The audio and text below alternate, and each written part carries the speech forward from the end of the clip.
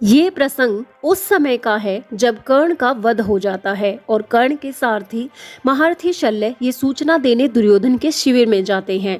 उन्हें देखकर दुर्योधन पूछता है कि आपका मुकुट कहाँ है मद्र नरेश।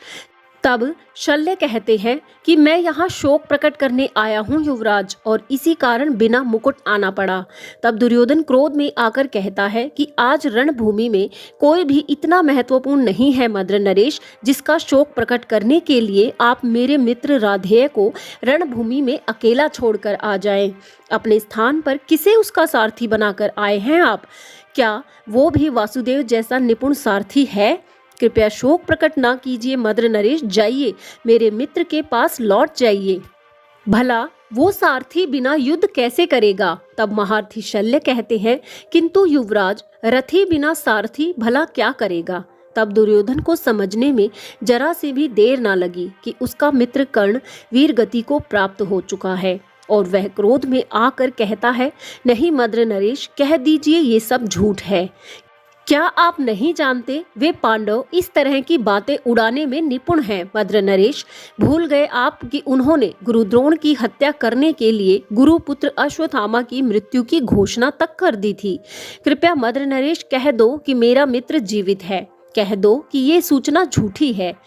तब मद्र नरेश कहते हैं कि मैं सुनी सुनाई नहीं कह रहा हूँ दुर्योधन, मैं अंगराज कर्ण का सारथी था। तब शल्य कहते हैं, हे गांधारी नंदन, मैं तुम्हारे मित्र और प्रधान सेनापति की रक्षा नहीं कर पाया, किंतु मैं उसकी वीरता और अर्जुन की कायरता का साक्षी हूँ। हे वत्स, भारतवर्ष ने आज से पहले भी एक से बढ़कर एक योद्धा देखे हैं और आज के पश्चात भी देखेगा, किंतु कर्ण जैसा महावीर केवल एक ही बार जन्म लेता है।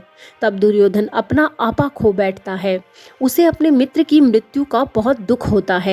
तब महारथी शल्य उसे धीरज बंधाते हैं। तब दुर्योधन पूछता है कि क्या अभी संसार में मुझे अपने मित्र कर्ण के बिना जीना पड़ेगा?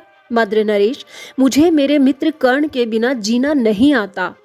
मैं उन कायर पांडवों को अपने 99 भाइयों के वध पर क्षमा कर सकता था, परंतु राधेय की हत्या पर कभी क्षमा नहीं करूंगा।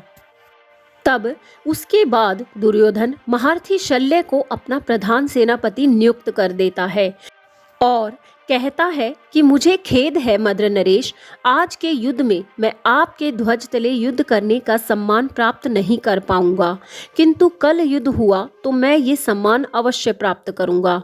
परंतु आज के दिन मुझे मेरे प्रिय राधेय के शोक में रहने दीजिए।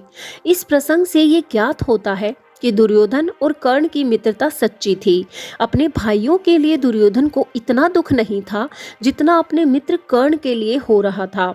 इससे पता चलता है कि दुर्योधन कर्ण पर अटूट विश्वास करता था, इसीलिए अपने मित्र के चले जाने पर दुर्योधन को इतना दुख हो रहा था।